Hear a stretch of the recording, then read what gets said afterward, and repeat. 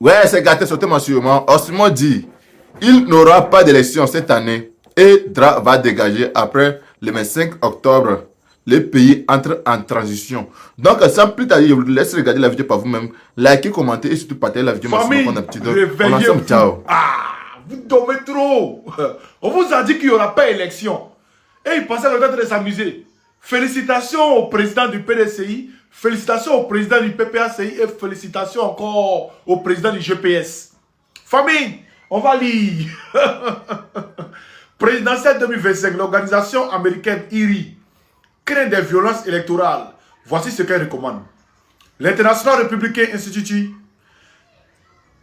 IRI, une organisation de droit américain, a animé une conférence de presse à Abidjan pour mettre à nu les échecs du système électoral ivoirien qui pourrait déboucher sur de graves violences lors de la présidentielle d'octobre 2025. L'IRI fait également des recommandations ci-dessous. L'intégralité de son rapport exclusif. Ok, on va lire. On met tout ici. Ici, on doit le lire actuellement. 1. L'élection présidentielle de 2025 en Côte d'Ivoire arrive à un moment charnière pour le pays, qui positionne comme une puissance économique régionale dans un contexte d'influence grandissante de l'Alliance des États du Sahel, AES, et d'une menace terroriste croissante dans la région.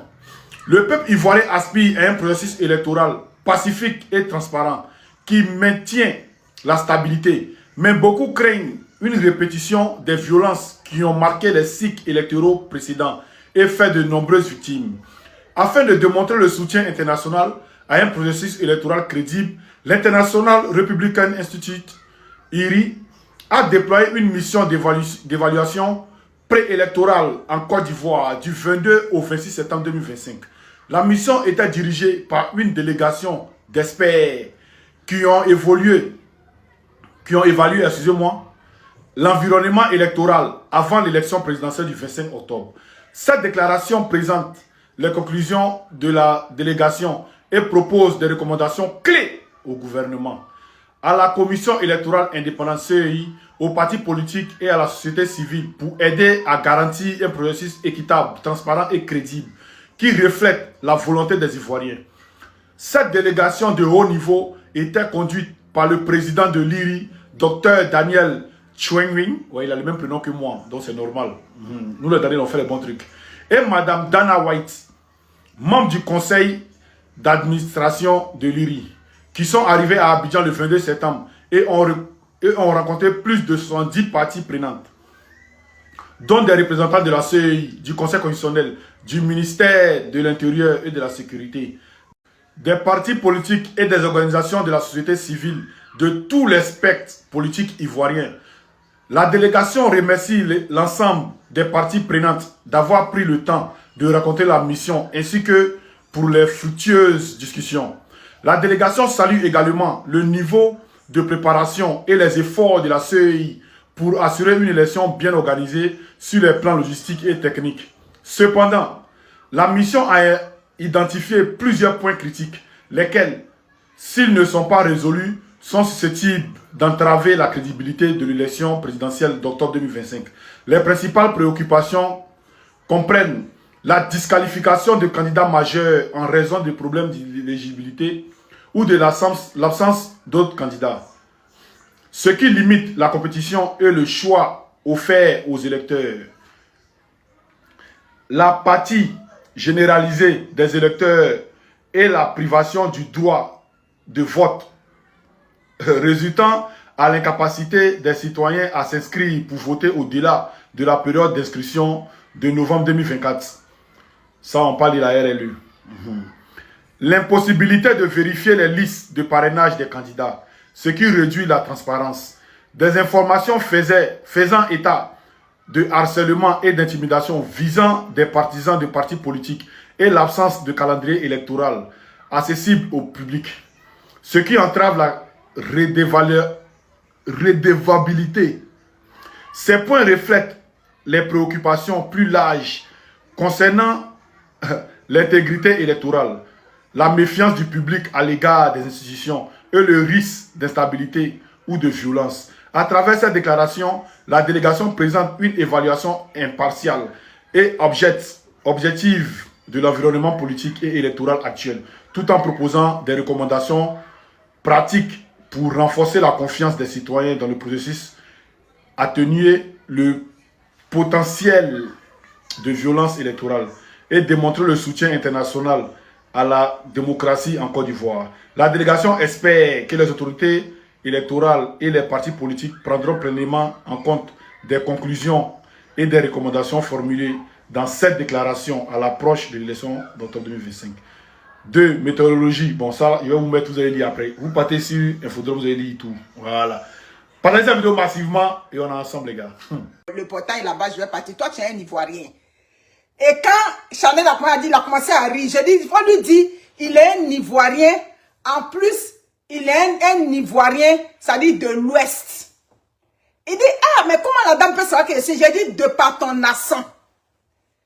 Tu vas faire 100 ans en Côte d'Ivoire.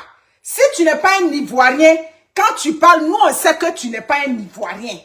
Nous on sait que oui, c'est vrai, hein, tu as les papiers de Côte d'Ivoire, mais tu es naturalisé. Entre nous Ivoiriens, juste notre façon de dire bonjour, on se reconnaît. Donc, c'est pas yaya, c'est pas caché. Donc quand on dit un vrai Ivoirien, d'autres disent que non, c'est discriminatoire. Non, c'est pas discriminatoire.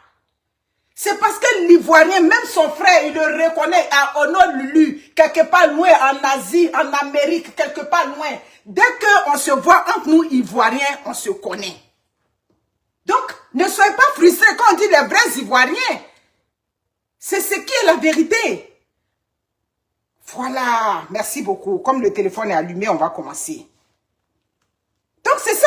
Est-ce que le monsieur avait besoin de parler? Il n'a pas eu besoin de faire un long discours.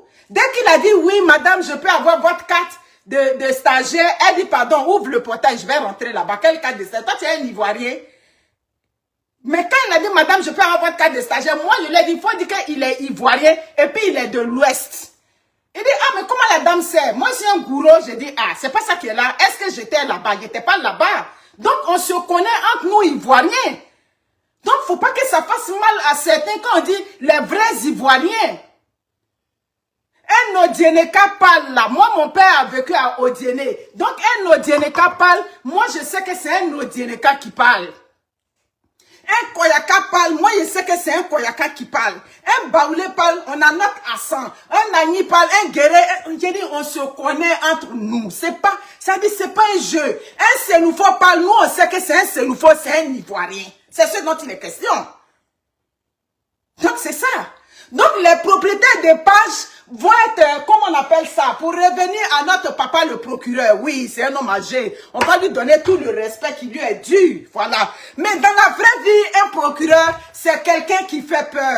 Un procureur, c'est comme un masque sacré. Un procureur, c'est quelqu'un qui reste dans le bois sacré. Un procureur ne sort pas pour faire vidéo, pour faire comment on appelle ça, les conférences chaque fois. Ça dit, le procureur même, à tel point que tu te demandes, mais attends, est-ce que c'est vraiment le procureur? On était petit et puis on dit, lui, il est procureur et puis on a peur là. C'est le procureur qui vient s'exposer comme ça, le vieux. Le vieux, tu vas venir t'exposer comme ça. Oh, c'est lui qui sort les propriétaires de pages. Donc, attends, moi je veux savoir, j'ai une question à poser à notre papa, le procureur de Côte d'Ivoire. Le vieux, moi je veux bien savoir, les propriétaires de pages là, est-ce que vous vous adressez aux gens à Abidjan là-bas ou bien vous vous adressez à tout, ça dit que les détenteurs de pages qui sont partout aujourd'hui, qui sont sur les réseaux sociaux, là vient ma question. Je viens savoir. Johnny Pacheco vous empêche tant de dormir, il perturbe tant vos nuits là-bas.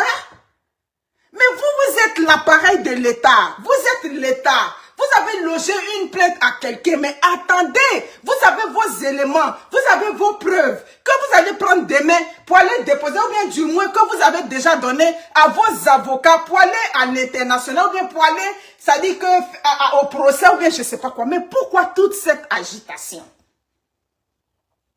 Vous avez dit dans vos preuves qu'il est parti brûler les maisons. Vous avez dit dans vos preuves qu'il est parti toucher les petites filles là-bas. Vous avez dit qu'il a fait atteinte à la sûreté de l'État. Vous avez dit tout ce que vous avez. Mais si vous avez vos preuves et que vos preuves là sont solides, vous avez remis ça à votre avocat. Vous restez tranquille. Mais est-ce que c'est celui qui porte plainte encore qui s'agite? Dans la vraie vie, lui qui a porté plainte là, qui a ses preuves, ne s'agite pas. Donc, venez menacer les gens sur les réseaux sociaux, mais on n'est plus dans un état de droit. Dans un état de droit, les responsabilités sont individuelles. La preuve, quand vous êtes un groupe d'individus, c'est qu'on regarde ici, le droit qu'on regarde dans la télévision ici. Quand vous êtes un groupe d'individus, des jeunes, vous partez commettre des délits quelque part, ou bien vous partez commettre des crimes graves, mais on va situer les responsabilités de chacun. Donc, dans un état, ça dit de droit, les responsabilités sont individuelles. On ne peut pas venir dire que non, les détenteurs de pages, on va leur créer des problèmes. Papa, vous-même, vous avez vu que quand vous avez parlé, on dit, ça veut dire que c'est abusé, papa le procureur. Papa, c'est abusé. C'est pour Johnny Pacheco seul, vous traumatisez votre peuple. Pourquoi? Mais Johnny, lui, il est en Finlande là-bas. Vous avez logé la plainte, mais attendez d'abord les résultats des enquêtes. Les enquêtes vont donner des résultats pour dire, bon, avec toutes les preuves que vous nous avez fournies, il y a matière à ce qu'il y ait un procès. Et puis là, maintenant, vous partez en procès. Pour un seul individu, Johnny Pacheco est si fort pour empêcher, c'est-à-dire un pouvoir d'État, pour empêcher, c'est-à-dire l'appareil judiciaire. Parce que quand on vous voit le procureur, c'est l'appareil judiciaire de Côte d'Ivoire qu'on voit. Hein? Il vous fait tant peur. Mais Johnny, c'est le tintin que vous avez dit hier. Qu'est-ce qui vous fait tant trembler comme ça? Qu'est-ce qui fait trembler tant l'État de Côte d'Ivoire? C'est juste un questionnement aujourd'hui, cette vidéo. C'est un questionnement. Je comprends pas. La Côte d'Ivoire est le seul pays au monde où on dit, si tu as fait commentaire désobligeant, on s'en va te déposer à la MACA, la maison d'arrêt de la prison, maison d'arrêt d'Abidjan. La Côte d'Ivoire est le seul pays où tu dis un commentaire qui ne va pas dans le sens du pouvoir. Tu t'en vas en prison. La Côte d'Ivoire est le seul pays. Mais je ne comprends pas. Il n'y a aucun pays au monde. Oui, il n'y a aucun pays au monde où on dit non, si tu as commenté qu'on t'a attrapé, ou bien propriétaire de page. Papa, moi je viens demander vos messages que vous donnez sur les réseaux sociaux, toutes ces conférences de presse que vous faites, vous un grand procureur, un grand papa, un grand-père, un homme, ça dit un homme d'État, un homme de l'appareil judiciaire, qu'on voit et puis on va respecter. Vous sortez pour faire vidéo fille tous les matins. Vous sortez chaque jour pour faire un point de presse, chaque matin. Johnny vous empêche de vivre tant. À part Johnny Pacheco, la Côte d'Ivoire, donc la vie s'est arrêtée là-bas. La vie s'est arrêtée à Abidjan, en Côte d'Ivoire, on ne fonctionne plus. Pour que chaque jour que Dieu fait, Johnny Pacheco, chaque jour que Dieu fait, parce que tous les postes que vous faites, c'est en relation avec lui.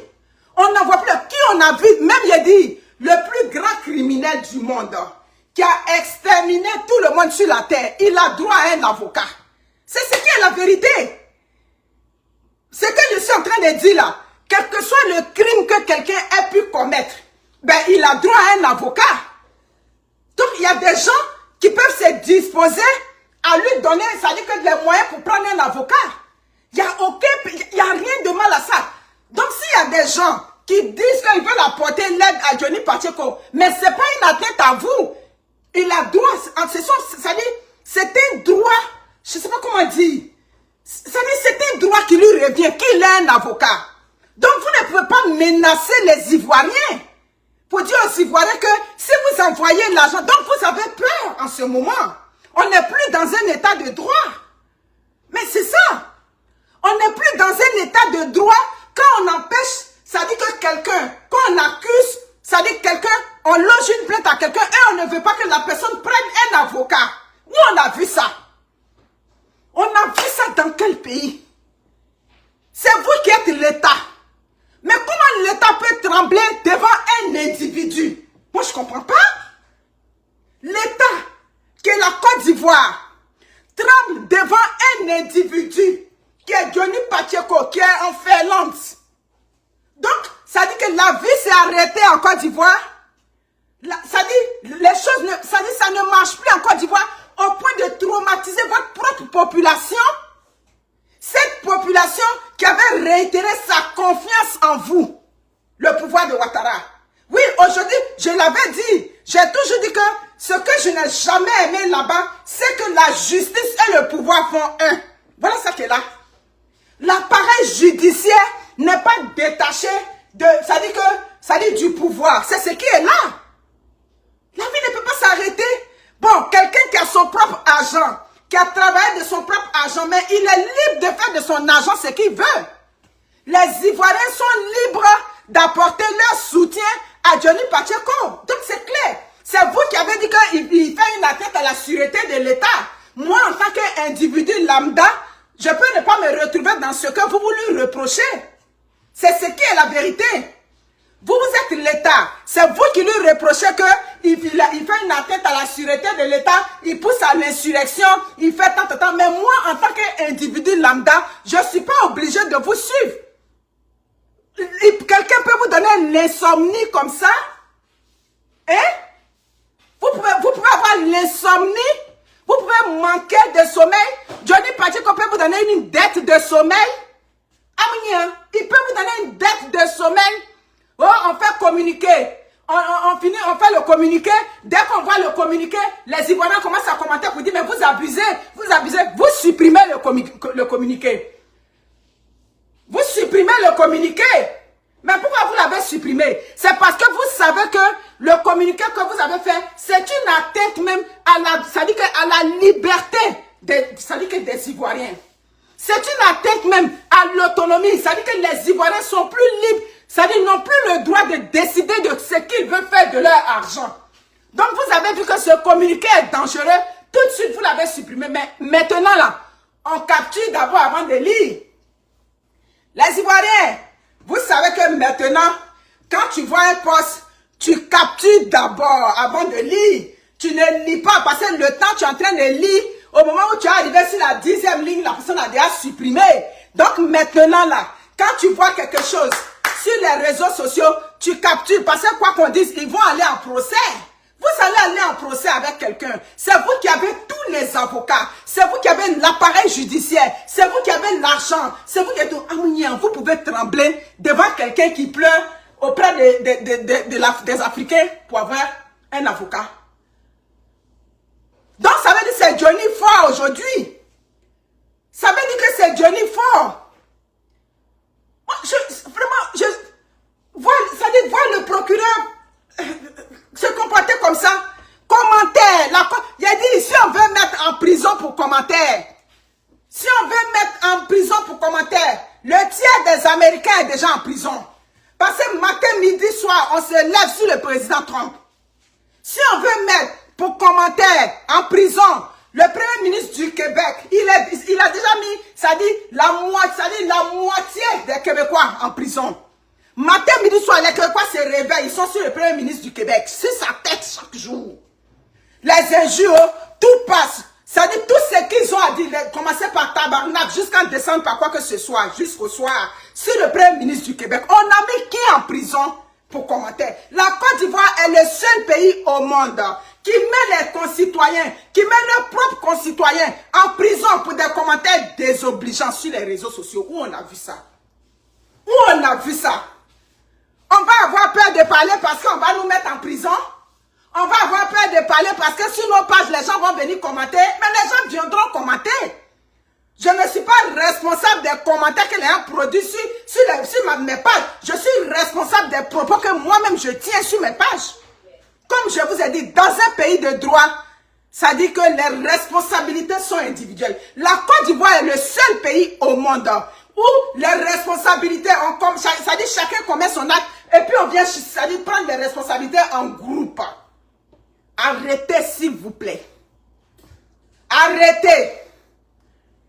Si vous n'êtes plus capable, si vous savez que c'est de la débandade dans votre camp, mais ça dit que libérez le plancher. Libérez le plancher. Les Ivoiriens sont fatigués de cette atmosphère toxique dans laquelle ils sont. Les Ivoiriens sont plus capables. Les Ivoiriens vivent dans la peur. À la veille, ça dit qu'à la veille de ce mois d'octobre, les Ivoiriens sont traumatisés. C'est pas possible. Pour un seul individu, chaque jour que les gens se réveillent, ça veut dire que quelqu'un va aller dépenser son argent, oui, il doit aller dépenser. Désormais, ils vous doivent des comptes. Est-ce que la manière dont vous vous comportez, est-ce que c'est comme ça un État sérieux se comporte? Un État sérieux ne se comporte pas comme ça. Non, si on attrape la personne qui envoie l'argent, mais attends. Mais si tu convoques quelqu'un à la police, et puis tu veux même pas qu'il prenne un avocat, mais c'est qu'on a un problème. On a un sérieux problème. Tu convoques quelqu'un, tu reproches des faits à un individu, et tu refuses que cet individu-là ait accès à un avocat. Mais tout criminel au monde a droit à un avocat.